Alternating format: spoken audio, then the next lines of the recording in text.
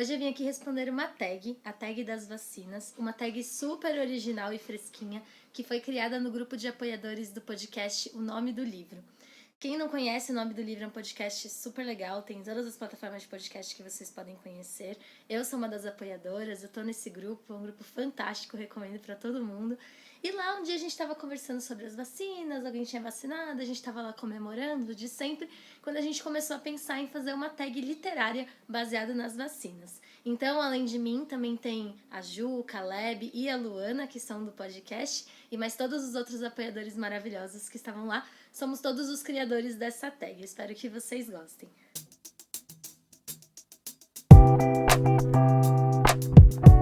E só para esclarecer, isso aqui é uma brincadeira, né, gente? A gente escolheu 9 perguntas baseadas em marcas de vacinas e baseadas nos estereótipos que falam sobre elas. Então, não é para você levar a sério como se a gente estivesse achando que uma vacina é melhor do que a outra. Sabe qual que é a melhor vacina? É a que tiver no posto perto da sua casa, né? Então, se você ainda não se vacinou, tá esperando o seu momento, tá chegando, fica tranquilo, a gente vai chegar lá. E se você ainda não se vacinou porque você perdeu seu momento, pelo amor de Deus, para de passar essa vergonha e vai se vacinar, porque vacina salva vidas e isso é um pacto coletivo que a gente tem que fazer como uma sociedade. Vamos começar então pela Coronavac, um livro polêmico. Para isso, eu escolhi um livro chamado Shogun, A Gloriosa Saga do Japão. É um livro que foi escrito em 1975 por James Clavell. A história se passa em 1600 e a gente acompanha o protagonista dessa história, que é o John Blackthorne, que é um piloto inglês de um navio que acaba naufragando na costa japonesa. O Blackthorne, então, ele é feito prisioneiro, assim como os outros marinheiros daquele navio, e ele passa a ser conhecido como Anjin, que significa piloto em japonês. Ele entra em contato com a cultura japonesa, com as relações de poder, com o shogunato, que era o sistema de poder vigente naquele momento. E é um livro fantástico, é um livro muito interessante, muito gostoso de ler, daqueles que tem um monte de plot twists e reviravoltas a todos os momentos, você não quer parar de ler. Foi um sucesso absoluto de vendas e muitas pessoas ainda hoje dizem que o Shogun foi um dos responsáveis pela imagem japonesa nos Estados Unidos e inclusive em todo o mundo. Dizem até que o James Clavell foi convidado para um jantar com o presidente Obama e o primeiro-ministro do Japão em uma ocasião para lhe agradecerem tudo que ele fez pela imagem japonesa no mundo, no ocidente como um todo, né? E dizem também, isso é uma fofoca, a gente não sabe muito bem, mas o próprio autor falou que já foi oferecido a ele por um sheik árabe alguns barris de petróleo caso ele escrevesse um livro que fizesse pelo seu país o mesmo que o Shogun fez pelo Japão. Eu amei demais esse livro, ele foi escrito em 2018, ele tem uma trama absolutamente envolvente, ele tem personagens incríveis, inclusive o meu preferido, que é o Toranaga, que é um desses samurais principais, líderes daquele momento. E é muito gostoso de ler esse livro, porém, ele é um livro bastante polêmico. Primeiro porque as pessoas que conhecem mais a história do Japão do que eu, claro, né? Elas dizem que não é tão fiel na sua representação histórica, tanto dos costumes quanto do momento histórico que estava acontecendo. Em segundo lugar, porque apesar de ser uma história sobre o Japão e sobre a construção do shogunato no Japão e esse momento tão especial, né, na vida desse país, o protagonista é inglês e a gente acompanha ele e ele é meio que um herói nessa história, né? Então, mais uma daquelas coisas, né? Você quer contar a história de um país exótico, mas você coloca um protagonista inglês, um protagonista europeu. E terceiro lugar, por ter sido um livro que definiu a forma como o Ocidente vê o Japão de diversas formas, inclusive eu me reconheci muito nessa forma de ver quando eu estava lendo esse livro, e ele nem sequer foi escrito por um japonês, né? Uma pessoa da região, uma pessoa nativa, uma pessoa descendente, absolutamente nada disso. Então, assim, essa é uma discussão bastante polêmica. Eu sou da opinião que, claro, cada um escreve o que quer, mas é sempre bom, como leitores, nós termos um senso crítico, uma posição crítica sobre a autoria e o que ele está tentando representar, né? Que é aquela velha questão do lugar de fala. Você pode falar o que você quiser, mas é muito interessante também quando você deixa as pessoas que pertencem àquela cultura, àquela sociedade, àquele meio, conseguirem se manifestar, e não só quando uma pessoa de uma cultura dominante acaba sendo a voz para esse tipo de representação. No mais, esse é um livro maravilhoso, eu super recomendo como uma leitura incrível, só tendo em conta, né, que a gente tem que sempre observar essas questões. Pfizer, um livro que você leria 52 vezes, como alguns e-mails que foram enviados, mas a gente não sabe nem se foi lidos, né? Bom, para esse eu escolhi A Rosa do Povo, que é um livro de poesias do Carlos Drummond de Andrade. Eu li a primeira vez A Rosa do Povo para o vestibular, é claro, eu estava no colegial, mas vira e mexe eu acabo pegando esse livro de novo. Eu já li acho que 3 vezes, acredito. E eu sempre acho incrível e eu sempre tenho vontade de voltar a esses poemas. Eles sempre estão rondando na minha cabeça quando certas coisas acontecem. Eles estão sempre por ali, sabe? É um livro de poemas que foi escrito entre 1943 e 1945, então já no finzinho da Segunda Guerra. E nesse livro, o Drummond ele apresenta questões um pouquinho mais sociais, uma preocupação social um pouco maior do que nos livros anteriores. O Drummond ele se apresenta bastante politizado, principalmente acenando com positividade para os regimes de esquerda, ao mesmo tempo que ele também mantém um certo pessimismo e um ceticismo sobre se alguma coisa um dia pode ser melhor, né? Nessa época que tantas coisas terríveis estão acontecendo, às vezes é um pouquinho difícil manter a esperança. A rosa é essa metáfora muito recorrente durante toda a obra, e ela assume vários significados dependendo do poema e dependendo da sua interpretação também. Então, às vezes ela tá como a própria poesia, a liberdade, a esperança, tem vários jeitos de você lê-los. Alguns poemas me marcaram para sempre, como por exemplo A Flor e a Náusea, né? Uma flor nasceu na rua, é feia, mas é flor. Furou o asfalto, o tédio, o nojo, o ódio. Acho isso lindíssimo. Tem um poema também que se chama Nosso Tempo. Esse é tempos de partidos, tempos de homens partidos. E também tem o poema chamado Áporo. Esse eu recomendo que vocês procurem. Ele é um poema que tem diversas leituras, diversos significados e é absolutamente incrível. Vale a pena conhecer, super curtinho, uma página. E eu ainda por cima tenho a vantagem de ter uma mãe que é uma professora de literatura incrível. Então esse livro, por exemplo, que eu li, estava absolutamente anotadinho, todos os significados e todas as referências, tudo mastigadinho para eu ler. Então não tinha mesmo como eu não gostar daquela leitura tão diluída, já tão pronta para o meu consumo daquele jeito. A última vez que eu reli esse livro foi em 2019, que foi um ano bastante turbulento na política brasileira, né? Mal sabia que ia continuar ficando cada vez mais turbulento, mas são poemas que eu acho que tem muito eco na nossa atualidade. Eles não ficaram antigos, eles não ficaram ultrapassados. Os sentimentos que eles passam, mesmo sendo uma questão política que poderia ter ficado datada, elas continuam extremamente atuais, principalmente nos dias de hoje. Então, super recomendo para quem ainda não leu para o vestibular que leia para conhecer. AstraZeneca. Dói, mas é maravilhoso. Eu escolhi para isso O Conto da Aia, da Margaret Atwood. Esse é um livro, uma história que bombou, né? Teve série, teve de tudo, todo mundo conhece, várias temporadas, inclusive, que já ultrapassaram os livros faz um tempo. Então acho difícil alguém não saber nem do que se trata. Mas vou fazer um resuminho bem breve, então.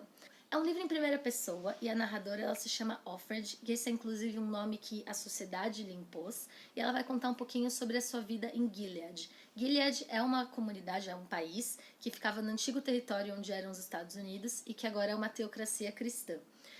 É uma sociedade altamente dividida em castas, uma sociedade bastante reprimida, assim, uma sociedade com muitas limitações sociais. E a Alfred, ela é uma aia, o que nada mais é do que uma mulher que é cooptada pelo governo para servir a fins reprodutivos. Então a Alfred ela vai nos contar um pouquinho como essa sociedade se formou após uma onda de esterilidade que afetou a grande maioria das mulheres, e é por isso que essas aias existem nessa sociedade. Elas são as poucas mulheres férteis que ainda existem e elas são reservadas para as pessoas que têm postos elevados no governo para garantir a reprodução da espécie. E esse é um livro extremamente angustiante, assim. A Atwood, ela já falou em algumas entrevistas que ela não escreve coisas novas, coisas que nunca aconteceram. Que ela baseia toda a sua ficção em fatos reais que já aconteceram em nosso mundo e que ela acredita que não tenham tido a devida atenção. Então, o Conto da Aia, ele é baseado na Revolução Islâmica de 1979, que mudou radicalmente a vida da população do Irã, né? Principalmente a população feminina, como sempre, né? Claro. E ele é um livro com muita violência, muito sofrimento, como vocês podem ver só pela sinopse, né, que eu já dei pra vocês. Daí não pode sair muita coisa boa. E esse é um livro que te deixa com um medo real, assim, ainda mais hoje em dia com o conservadorismo, principalmente o conservadorismo cristão, cada vez mais crescente, querendo impor cada vez mais o seu modo de vida para uma sociedade que teoricamente deveria ser laica. É bem complicado a gente ficar lendo esses livros e não achar que isso é uma possibilidade real de acontecer. Então, assim, esse é um livro super doloroso, super complicadinho, mas vem que é maravilhoso. Moderna, um livro que ninguém leu.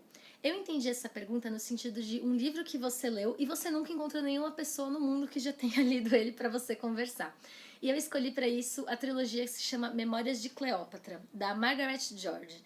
Essa é uma trilogia de livros grossões, assim, que eu li na minha adolescência e que conta a história de Cleópatra desde a sua infância, desde a sua ascensão precoce ao poder, até as suas relações com Roma, com Júlio César, posteriormente com Marco Antônio, toda a construção do Egito nessa época. É uma obra maravilhosa, pelo menos foi quando eu li faz bastante tempo. Os personagens são extremamente apaixonantes. Você sabe a história, né? Porque é um personagem histórico, você sabe o que vai acontecer no final, mas mesmo assim você sofre, você fica torcendo para as coisas mudarem. Eu amei demais. Foi um desses livros que me pegaram chorando no sofá e achando que tava alguma coisa acontecendo, mas eu tava só chorando por causa da história mesmo. E eu super recomendo para todo mundo, mas eu não conheço uma alma que já tenha lido esse livro. Então, por favor, se você já leu, me conta, vamos conversar um pouquinho sobre ele. E eu quero muito reler. É um dos livros que está sempre na minha cabeça, assim, que eu acho que vale a pena a gente reler. Jansen, um livro que não aguentamos uma segunda dose. Uma primeira já foi suficiente, já fez todo o efeito que tinha que fazer. Eu escolhi para isso o livro Angústia, do Graciliano Ramos. É um livro que vai contar a história do Luiz da Silva, que é um funcionário público medíocre, que tem uma vida condenada à mediocridade e em todos os seus aspectos, assim. Ele faz várias viagens ao passado, ele relembra a glória antiga da sua família e toda essa decadência que veio se seguindo até chegar a ele. Ele é irrelevante em todos os aspectos da sua vida, inclusive até mesmo no seu trabalho. Ele trabalha num jornal que é controlado pela ditadura. Então ele, na verdade, tem zero controle até mesmo sobre o que ele publica nesse jornal. É um livro cheio de angústia, literalmente, né? A angústia escorre assim pelas páginas. E a partir do momento que algumas coisas vão acontecendo na vida do Luiz, ele vai descambando numa paranoia e numa violência. É terrível, é terrível. E é um livro que é muito sofrido de ler, sabe? Então, assim, eu já tive essa experiência, acho que eu não preciso de mais, começa a ficar fragmentado e dolorido. A gente literalmente entra na mente dele. E é uma mente absolutamente quebrada, assim. Então, assim, é terrível, é muito bom, claro. Se você nunca leu, tem que levar a primeira e única dose. Mas eu não sei se eu quero ler de novo ele algum dia. Soberana, um livro que tem o melhor título. Eu gosto muito da Outra Volta do Parafuso, é um livro do Raymond James, que em inglês se chama The Turn of the Screw. Antes de ler esse livro, eu não tinha a menor ideia do que significava isso, qual que era a intenção dele com esse título. Mas, assim, será que um livro de marcenaria? Não, não é, viu? Spoiler, não é um livro de marcenaria. E só que é interessante desse livro é que logo no primeiro capítulo esse título já é explicado. E eu achei super interessante, sabe? Um efeito tão legal. Então, qual que é a ideia, né? Nesse primeiro capítulo, então, tem algumas pessoas reunidas numa festa e elas estão contando histórias de terror umas para as outras. E uma delas acaba comentando que quando você tem uma história de terror e aí você coloca uma criança nessa história de terror, você aumenta a tensão dessa história, você deixa tudo muito mais complicado. E isso é como dar mais uma volta no parafuso, né? Uma coisa que aumenta a pressão, aumenta a tensão naquilo que você está fazendo. Imagine então se você colocar duas crianças numa história de terror, aí você vai ter ainda uma outra volta do parafuso, mais um apertão nessa tensão dessa história. E o interessante também é que essa história, esse título, pode ser também uma metáfora para o que acontece mesmo na história. Então, assim, nesse livro nós temos a história de uma governanta que vai cuidar de duas crianças nessa mansão muito isolada no campo. E ela começa a suspeitar que essas crianças estão vendo espíritos e fantasmas e assombrações e que elas podem estar correndo perigo por causa disso. Só que cada vez que ela vai se aprofundando mais nessa trama e investigando mais e mais, parece que ela bota mais uma tensão nessa situação. As coisas vão ficando cada vez mais perigosas, como se você desse uma outra volta nesse parafuso. Uma hora tudo pode romper e a madeira pode ceder. Covaxin, um livro que é uma cilada. S. Bom, algumas de vocês já devem ter ouvido falar. Ele é uma armadilha pura. Primeiro começando pela autoria, né? Então ele já é um livro do aclamado cineasta J.J. Abrams e também de um romancista que parece que é super conhecido e querido, que eu não conhecia, né? Que se chama Doug Durst. E além disso, ainda tem a estética do livro. Ele vem numa caixa, assim, uma caixa dura, todo desenhado. Ele vem com um lacre que você tem que quebrar a primeira vez que você vai pegar o livro. E aí quando você retira o livro dessa caixa, é um livro de capa dura, só que tem outro título, ele não se chama esse, ele se chama O Navio de Teseu.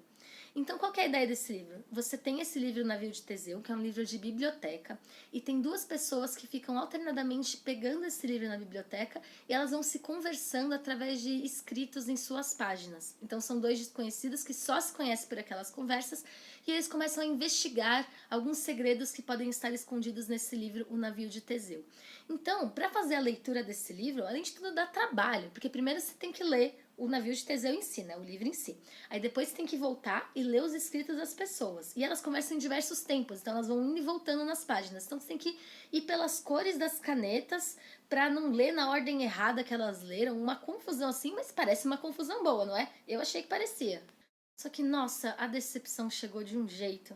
Primeiro que assim, ele promete demais e ele não entrega quase nada. Até mesmo o mistério dessa leitura tem uma resolução muito pouco satisfatória. Tem várias coisas que ficam meio sem explicação, ficam meio perdidas, muito soltas nessa ideia. Passa um tempo e nem mais o mistério te interessa mais, sabe? Os personagens mesmo, esses que estão escrevendo entre si no livro, eles começam a ficar meio previsíveis, fazer umas coisas meio idiotas, assim. E assim, pensa no trabalho gigantesco que é você ter que ler esse livro basicamente 3 vezes, né? Se você lê o livro, depois você lê uma das anotações, depois você volta pelas anotações. É assim, não paga esse esforço. Nossa, que cilada. E além de tudo, é um livro caro. Eu acho que eu paguei mais de R$ 80 nesse livro. Pra quê, né? Pra entregar o quê? Foi super faturado, que nem a vacina Covaxin. E sinceramente, eu não sei nem por que eu fiquei surpresa. Porque você vê um livro que foi escrito pelo J.J. Abrams, né? Que foi um dos responsáveis por essa bomba que foi a nova saga do Star Wars. E também pelo Lost, que eu não assisti, mas todo mundo que assiste me fala que, assim, não paga em nada todos os mistérios e construções que eles fizeram o tempo todo, né? Deixa tudo em aberto, tem um final insatisfatório. Então, assim, errada tô eu de ainda ver alguma coisa desse cara. Sputnik, um livro apressado. Eu escolhi Os Dois Morrem no Final, do Adam Silveira. Esse é um gênero de livro, né, que é jovem adulto, que eu não costumo ler muito, mas de vez em quando, por umas indicações, eu acabo indo ver o que está acontecendo. E eu achei ele bastante apressado. Deixa eu explicar qual que é a sinopse. Imagine que a gente vive no nosso mundo de hoje, só que, de alguma forma, o governo ele tem como saber que determinadas pessoas vão morrer nas próximas 24 horas, das mais diversas causas, né? Então, o que eles fazem é ligar para essas pessoas, quando bate meia-noite, para falar assim, ó, então, nas próximas 24 horas você pode morrer a qualquer momento. Para elas poderem se despedir de quem elas querem, poder deixar tudo preparado, poderem fazer o que elas quiserem, né? Então, tem esse livro e os nossos protagonistas são 2 meninos jovens, 2 adolescentes, que recebem essa ligação de que eles vão morrer nas próximas 24 horas e eles resolvem passar esse dia juntos. Eles não se conhecem, mas eles acabam se encontrando por algumas circunstâncias para aproveitar essas últimas 24 horas juntos que eles têm de vida, né? Então, assim, existe uma urgência nessa história. Claro, são 24 horas, não vai passar disso. A gente sabe que a história inteira vai ter que se desenvolver nesse tempo. Mas mesmo assim eu achei que foi um pouquinho apressado. Tem algumas coisas que não fazem muito sentido. Os relacionamentos, eles são muito rápidos. Tem um dos protagonistas que faz uns negócios horrorosos, assim, tipo, muito ruins. E as pessoas perdoam muito fácil, muito rápido. E não assim, eu te perdoo porque você tá morrendo, vai, a gente vai ter que fazer isso agora. Não, elas genuinamente acham que aquilo não tem importância mais. E eu achei que foi tudo construído de uma forma um pouquinho, sabe, meio, assim, apressada mesmo é a palavra, né? Podia ter tido um pouquinho mais de trabalho nessas relações, não sei o que podia ter mudado. Eu entendo que a estrutura da história exige essa pressa, mas eu não curti. Antivax, uma leitura irritante. Pra quem não sabe, antivax são essas pessoas malucas que são contra as vacinas por motivos da cabeça insana delas, né? Sem nenhum motivo científico real. Bom, o livro irritante pra mim foi O Ano em que Eu Disse Sim, da Shonda Rhimes. A Shonda Rhimes, ela é uma conhecida produtora de séries, né, estadunidenses, como How to Get Away with Murder e Grey's Anatomy. Eu, sinceramente, eu nunca assisti as séries dela, pelo menos eu nunca assisti muito, né? Até começo a ver uns episódios, mas é um negócio meio novelesco, eu não curto muito isso. Então, eu nunca assisti até o fim. Então, por que raios eu peguei esse livro, né? Foi recomendado, na verdade foi recomendado na mesma leva do livro anterior. Os dois morrem no final. Então, assim, você vê que não foi uma boa leva de recomendações essa. Mas, bom, esse é um livro que a Shonda vai contar pra gente, que ela sempre falava, não, é um livro de não ficção, né, que ela vai contar um pouco da sua história. E ela vai falar pra gente que ela vivia dizendo não pra tudo, que ela tinha medo das coisas, que ela não queria tentar coisas novas. E que teve um ano que ela resolveu que ela ia dizer sim pra tudo, e ela vai contar pra gente como é que isso acabou alavancando a carreira dela e tornando a vida dela muito melhor. Mas, nossa senhora, gente, que livro enrolado, sabe? Ela muda de tema toda hora, ela perde a linha de raciocínio, ela vai e volta no mesmo tema. Mas o que mais me incomodou mesmo foi o estilo da escrita. Eu não estava entendendo direito o que era que estava de errado com aquela escrita. Mas a partir do momento que eu continuei lendo, eu percebi. A voz narrativa dela parecia uma voz de adolescente. Parecia que eu estava lendo um diário escrito por uma adolescente. Parecia que eu estava lendo o Diário da Princesa. E nada contra o Diário da Princesa. Eu gostava quando eu era adolescente. Mas eu estou lendo um livro escrito por uma mulher de mais de 40 anos que parece emular a voz de uma adolescente contando da sua própria vida, sabe? Parece que é uma tentativa de ser divertida, mas parece só sei lá, um regresso mental de 20 anos. Nossa, que irritante que era aquela voz dela, pelo amor de Deus. E além disso, é um livro extremamente repetitivo. Ele tem 322 páginas. Dava pra ter 150 fácil, contando todas as histórias do mesmo jeito. Faltou uma mão de um editor ali, viu? Cheguei até o final me arrastando. Ainda tava numa época da minha vida que eu não parava muito livros pela metade. Pra quê, né? Gastei todas essas páginas à toa. Não precisava, mas pelo menos eu posso colocar ela nessa tag agora.